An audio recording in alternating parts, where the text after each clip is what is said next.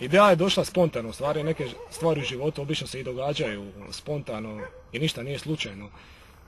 Mladen i ja smo se upoznali, Mladen je meni došao sa samom knjigom od Marka Pogačnika. A prije toga, samo da te prekinem, prosti, prijatelju moj. Slobodno, prije toga me doveo jedan prijatelj na ovo mjesto, jedan dan smo išli šetati i on mi je pokazao ovo mjesto i rekao mi je da je to neka energetska točka, nije ništa znao o tome, ne? I ja sam dalje krenuo istraživati, znači tražio sam po internetu, našao sam tu knjigu od Marka Pogačnika i pročitao sam, oduševio sam se s time, imao sam neku jaku intuiciju, a možda to ima veze, kasnije u toj knjizi sam pročitao da ovo mjesto potiče intuitivne energije.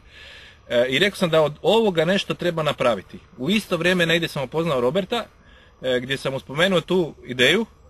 I ne znam da li si ti donio tada knjigu, ja sam donio si knjigu naravno koju sad drža kod sebe, nekih 2-3 mjeseca naravno, nisam nije uopće pročitao. Mladen, ajmo snimiti film. Da, on je rekao ovako, ajmo snimiti film, ajmo ča. Ajmo ča. Ali nismo znali ništa o tome kako se uopće snima film, kako se snima dokumentarac. Ništa. Mi smo došli prvi puta ovdje kao krećemo mi, to je bio 4. mjesec. 4. mjesec 2007. godine, evo to nećemo nikad zaboraviti, 21.4.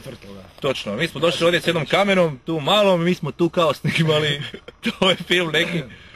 Dalje počeli smo znači istraživati, kontaktirali smo neke ljude preko gospodina profesora Vejvode. Naravno, ovim došli mislim da se stvarno trebamo najviše zahvaliti našem mentoru, profesoru Vejvodu, koji nas je praktički spojio sa svim ljudima. Htjeli smo dobiti što spektakularnije snimke. Znači, pošto nismo imali novaca za nekakav kran ili neke steady camove ili tako dalje, znači snimke krana smo dobili tako što sam ja s posla, pošto inače radim na glass boatu, postoji onaj mezo mariner, to je onaj ogromni štap sa onom kukom kojim se dohvati ona bova kad se ulazi u luku. Znači on ima nekih, koliko ima, 5 metara?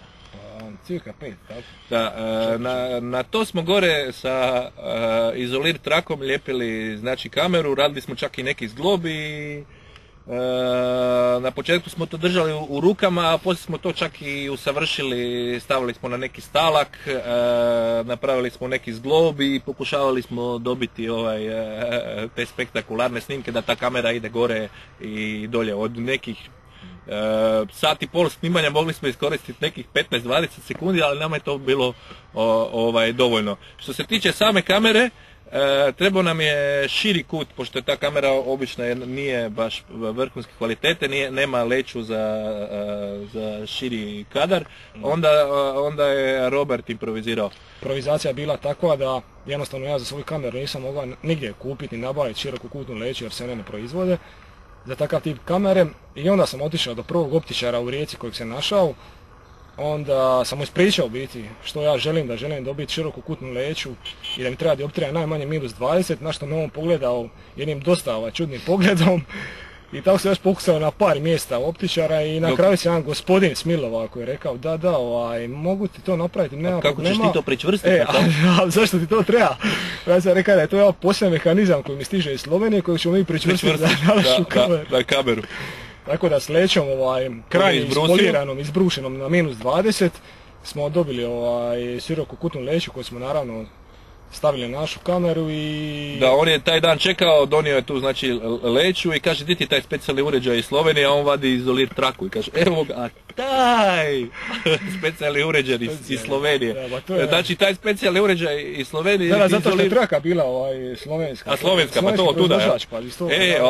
To je bio najčešće korišteni rekvizit u našem snimanju filmu uz kran i ta traka. Bez nje vjerojatno ne bi mogli snimiti film. Na tome zahvali smo Slovencima, osim što nam je dao Pogačnika i tu priču i zahvalili smo i na traci. I tako, tehničkim dostignućima. Tome. Nakon prva 2-3 sessiona što smo mi to snimali, nam se priključio i Manuel Paljuh, fotograf, entuzijast iz Poreča. Pala mi je jednom ideja da bi mogli između ostalog u te snimke, montaže ubaciti neke fotografije, pošto sam znao Manuela od prije, a skužio sam da on ima nekakav takav entuzijazam i afinitet prema takvim temama, onda smo ga priključili našoj produkcijskoj ekipi i te nam se on pridružio i pratio nas na gotovo svim snimanjima. Nije mu bilo teško ustajati se s nama u 5 ujutro da bi snimili izlazak sunca ovdje i išao je s nama do Motovuna i sve to i napravio genijalne fotke koje smo koristili naravno. Naravno, ovom prilikom morao se zahvaliti Romini koja je dala ipak dala svog dečka na naše korištenje. Što ti je reći još montaži? Što se tiče montaže, pa evo samo da se vratimo na kratko, a to je da naravno ipak svi smo mi odgojeni na nekim BBC-evim dokumentarcima, na nekoj toj školi National Geographic. Da, obožavamo te. I cilj svega toga, znači bilo je napraviti film koji je dosta dinamičan, koji je zanimljiv, dosta je teška tema, znači jako teška. Puno informacija ima. Probavljiva, znači trebate dovoljno vremena i dovoljno biti moćni i snažni da uspijete uz koji ga stav. želučane te gobe apsolvirati, i cilj je u biti bio, znači napraviti ritam filma koji će ići i određenim svojim redoslijedom, a naravno da ta montaža ipak odigra značajnu ulogu, znači da dobijete informaciju, da je informacija dosta složena, da je možete apsorbirati, naravno da na osnovu toga, svega toga dođe jedna priča kompletna koja je valjda, ja se nadam, zatvorena. Šta ti misliš na to? To je. Je, ćemo drugi dio Zmajeve linije. Da, sad će biti Zmajeve linije 2. 2. Film sami montirali smo tako što sam ja bio u Poreču, a on je bio u Rijeci i onda smo se slali materijale busom.